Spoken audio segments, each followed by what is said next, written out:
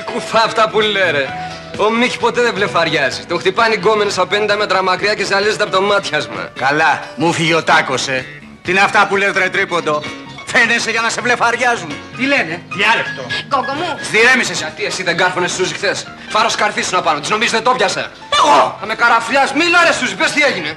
Έγινε. Έγινε γιατί με πάει. Η δικιά σου με πάει. Ναι, αλλά εγώ δεν σε πάω. Μου επιτρέπετε... Τι είναι το δώρο στο φυλάκιο.